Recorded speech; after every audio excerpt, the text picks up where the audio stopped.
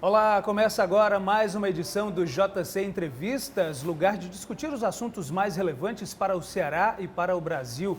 Como sempre, buscamos expandir o debate e ampliar o diálogo. Desde já eu te convido para se inscrever no nosso canal, acionar as notificações e compartilhar esse conteúdo. Hoje recebemos em nossos estúdios o ex-governador do Rio Grande do Sul, Eduardo Leite. Governador, seja muito bem-vindo ao Grupo Cidade. Para mim é uma alegria. Obrigado pela oportunidade de estar aqui conversando com vocês e trocando ideias sobre o Brasil, sobre o futuro.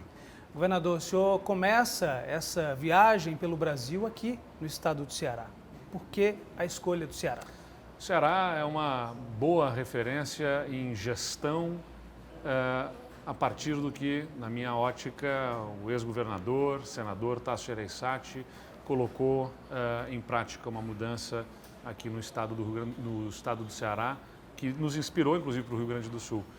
E o senador Tasso Gereissati nos acolheu aqui, junto com a sua equipe, a sua mobilização, para a gente falar sobre futuro, sobre política colocada no centro. Eu acho que um bom exemplo que tem aqui no Ceará também é essa política feita com continuidade, mesmo com partidos e até grupos políticos diferentes. Saber colocar a bola no centro, não partir para ataques pessoais, esses enfrentamentos. Então, com muita alegria, eu inicio esse giro pelo país, aqui pelo Ceará. Conversando já agora, governador, sobre as articulações, Ceará também é reduto de Ciro Gomes. O senhor tem conversado com ele, conversou, existe alguma possibilidade de convergência? Ele que também é agora pré-candidato a presidente da República. Ciro é protagonista nesse processo, sem dúvida nenhuma. Eu respeito muito a posição dele. Já concorreu em 3 eleições, vai por uma 4ª candidatura, é sem dúvida nenhuma protagonista nesse processo. A gente tem que sentar e conversar, já conversamos em algumas oportunidades, tenho disposição de conversar. Agora, claro, a gente sempre antes de discutir o nome tem que discutir o projeto, em torno de que agenda que vamos nos unir para o país. Tem uma polarização que está aí dada entre o atual presidente e um ex-presidente da República, que eu acho ruim para o país, acho que não cicatriza as feridas, pelo contrário, aprofunda as cicatrizes, as feridas que existem no Brasil, na política hoje, a manutenção desses 2 nomes aí nessa polarização, seja o atual, seja o anterior presidente da República, e acho que a gente precisa de algo novo e diferente. O Ciro é uma opção, mas a gente precisa sentar e discutir, afinal, em torno de que projeto. Qual é a agenda econômica, qual é a agenda sobre privatizações, qual é a agenda sobre abertura econômica para fazer o país se modernizar e crescer. Acho que temos algumas diferenças e não preciso sentar para conversar só com quem pensa igual. A política exige essa capacidade da gente conciliar entre os diferentes.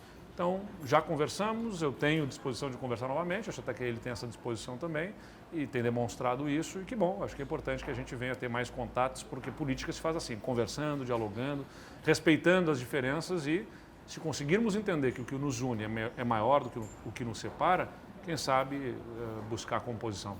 E por falar em sentar para conversar, o senhor conversou esses dias com o ex-governador João Dória.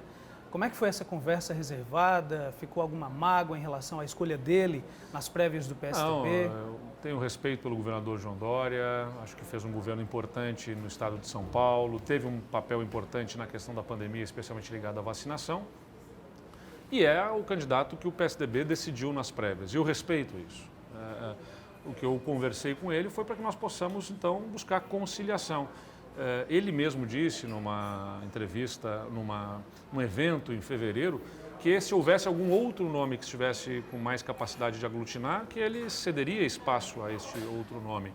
Eu não estou nem dizendo que esse nome seja eu, mas eventualmente, se tiver algum outro nome, e ele mostra essa disposição porque o amor ao Brasil é maior do que qualquer coisa, que bom que ele tem esse sentimento, é o mesmo meu sentimento. Então, estamos no mesmo partido, certamente não pensamos igual sobre todos os assuntos, temos as nossas diferenças, as nossas formas de fazer política, mas eu entendo que o Brasil precisa do PSDB, que é um partido no centro, com projeto, com proposta, com visão de futuro. E se o Brasil precisa do PSDB, o PSDB precisa de nós unidos. Se a gente quer unir o Brasil, a gente tem que fazer o PSDB também estar unido. É nessa disposição que eu conversei com ele e eu tenho convicção de que vamos encontrar convergência, conciliação para poder entregar ao país uma proposta alternativa a essa polarização. Governador, o senhor tem conversado com partidos, com lideranças em todo o país, o senhor teve, inclusive, nos últimos dias com o presidente do Solidariedade, Paulinho da Força, junto com o deputado federal Aécio Neves, e já circula a informação, inclusive confirmada pelo próprio Paulinho da Força, de que João Dória não seria o candidato do PSDB. Ainda existe a possibilidade do senhor assumir esse posto? O candidato do PSDB, posto nas prévias, é o ex-governador João Dória, né? E qualquer decisão diferente disso envolve o próprio João Dória, né? Não se sustenta uma candidatura judicialmente, ela se sustenta politicamente. E politicamente o que as prévias encaminharam é a candidatura do ex-governador João Dória. Então essa questão de o candidato ser avisado de que não será, não é verdade, não tem isso posto. O que tem é a candidatura posta a partir das prévias. Qualquer entendimento diverso do PSDB ter outro candidato ou fazer um movimento em direção a uma candidatura de outro partido exige o entendimento do próprio candidato decidido nas prévias, que é o governador João Dória. Como é que o senhor vê essa, digamos, falta de fôlego da chamada terceira via para poder chegar próximo aí dessa polarização Lula-Bolsonaro? Alguém disse esses tempos, Anderson, que falar de ponderação, de razoabilidade, de equilíbrio, de moderação no meio dessa polarização é como tocar música clássica no meio de um show de heavy metal. Eu vi alguém falando isso. Não é fácil, realmente, buscar ponderação e equilíbrio quando você tem dois polos mais interessados, um em aniquilar o outro do que em propor um caminho para o Brasil alternativo. O enfrentamento, o esgarçamento das relações aí é muito ruim para todo mundo, na minha impressão. E é difícil, de fato, o caminho para a terceira via, que eu prefiro chamar de primeira via, porque eu não consigo aceitar que sejam primeira e segunda as que dividem. Eu penso que a primeira tem que ser a da conciliação. Mas é possível sim, e eu digo porque as pesquisas mostram mais do que a indicação de votos num ou no outro candidato. Elas mostram insatisfação com a situação atual do Brasil, elas mostram rejeição aos dois nomes que estão polarizando, ou seja, o espírito do eleitor está aberto para algo novo e diferente. Cabe a nós sabermos apresentar este algo novo e diferente nesse processo eleitoral, falando mais de futuro do que do passado ou deste presente que está aí, propondo um caminho alternativo para o Brasil. Só que o tempo da política está na política nesse momento, nos partidos, nas entrevistas especializadas, nos comentaristas políticos e analistas. Não está na mesa da família brasileira nesse momento, não está na mesa do bar ainda essa discussão, não está no grupo de amigos, no trabalho essa discussão, não chegou ainda no povo em geral como deve, até porque as opções não estão postas. Vai chegar quando tiver a campanha deflagrada, quando tivermos os debates, aí sim as pessoas começam a discutir a política para tomar a sua decisão. E eu confio que quando isso acontecer, estaremos com a sociedade brasileira, os cidadãos, abertos para algo novo, porque certamente esse enfrentamento, esse clima de guerra que não é próprio do povo brasileiro, o povo brasileiro é acolhedor, é respeitador, sabe conviver com as diferenças. Somos um país de dimensões continentais, que tem culturas diferentes, estamos unidos falando por uma mesma língua, mas as culturas regionais do Nordeste ao Sul do Brasil são diferentes e mesmo assim a gente convive com as diferenças que a gente tem, porque nos respeitamos. Não é razoável que a gente tenha na política esse clima de guerra. Eu confio que, portanto, quando a política chegar na mesa para ser discutida pelas famílias, pelos amigos, nós vamos ter o espírito brasileiro pronto para receber um caminho diferente que fale de futuro, para atacar os problemas e não para atacar as pessoas. O senhor foi vereador, prefeito, governador, inclusive não apoia a reeleição, aposta que um mandato só seria suficiente para deixar um legado. O que o senhor fez no Rio Grande do Sul, o senhor acredita que é possível compartilhar no Brasil? Não sei se o mandato é suficiente para resolver todos os problemas, certamente não é, mas ele é certamente suficiente para se semear as mudanças mais profundas, como o que fizemos no Rio Grande do Sul. Olha, quando assumiu o governo do Estado, a gente tinha uma situação de o Estado não conseguir nem pagar os salários do mês para os servidores.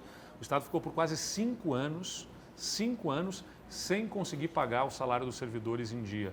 Atrasava pagamento para hospitais que estavam parando cirurgias atrasava pagamento para os municípios na área da saúde, que estavam suspendendo também programas de prevenção de doenças, não conseguia fazer qualquer investimento, o Rio Grande do Sul atrasava pagamento para fornecedores de medicamentos que estavam deixando de fornecer os medicamentos para a população.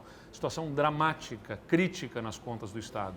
Como é que a gente enfrentou isso? Focando em atacar os problemas e não em atacar as pessoas. Então, sentamos com os deputados, com a sociedade, com os sindicatos, inclusive com aqueles opositores, porque eu sempre disse, não dá para fazer política só com quem pensa igual a gente tem que sentar, assim como na casa da gente tem divergência, um casal tem divergência certamente sobre assuntos, e um faz para o outro gestos, né, concessões para poder conviver, na política também tem que ser assim. A gente senta com quem pensa diferente, busca convergência, busca conciliação, faz para o outro coisas que a gente até não gosta e não concorda, esperando que a outra pessoa faça para nós também gestos nessa direção. E assim a gente conseguiu construir uma base política sólida, sem passar por cima de ninguém, sem destruir imagens, sem desfazer dos adversários, discutindo os argumentos, construindo com base nos argumentos, solução para os problemas. E a partir disso reformamos o Estado, fizemos privatizações que reduziram a nossa despesa, construíram a condição do Estado voltar a pagar salário em dia, voltar a ter capacidade de investimento. Então, é isso que eu entendo que o Brasil precisa. Recuperar uma forma de fazer política que parece ter sido esquecida no tempo. Aquela em que nós nos enfrentamos, sim, não vamos pensar todo mundo igual, mas nos enfrentamos no campo das ideias, nos enfrentamos com argumentos e não nos enfrentamos pessoalmente tentando destruir uns aos outros, o que não é positivo para o Brasil e para os brasileiros. Governador, já estamos na reta final, mas o senhor tem conversado com alguns partidos, a gente já falou isso, inclusive cogitou-se a possibilidade de o senhor deixar o PSDB para ser candidato a presidente por uma outra legenda. Existe a possibilidade ainda do senhor ser candidato a presidente ou vice-presidente, inclusive existem também essas articulações, ou algum outro cargo está em mente? Se eu quisesse ser simplesmente candidato a presidente, eu tinha trocado de partido, porque foi me oferecido, não apenas por mais partidos, a oportunidade de ser candidato sem qualquer tipo de disputa interna naqueles partidos políticos.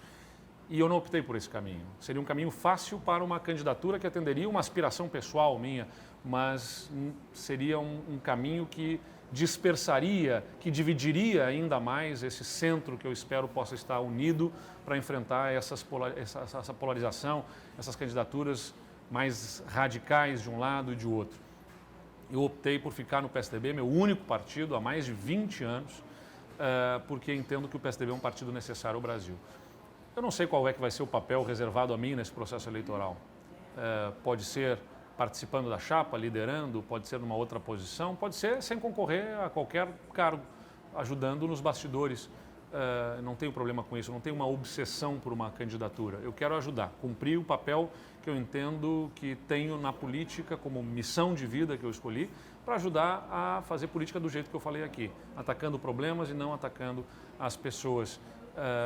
O partido tem o seu candidato aí decidido nas prévias, tem o meu respeito, tem a sua legitimidade, o governador João Dória, e eu aposto que pela política, com muitas reuniões, com muita conversa, a gente vai construir unidade, conciliação para o PSDB, que é tão importante para o Brasil, estar forte na liderança de um projeto para o Brasil. O senador Tasso disse que Eduardo Leite é a esperança para o Brasil. O senhor considera essa esperança? Eu fico muito honrado, né? Porque se ouso ser um veículo de esperança na política é porque me inspiro em lideranças como o senador Tasso Gereissati, que faz política desse jeito, com respeito, com construção de soluções.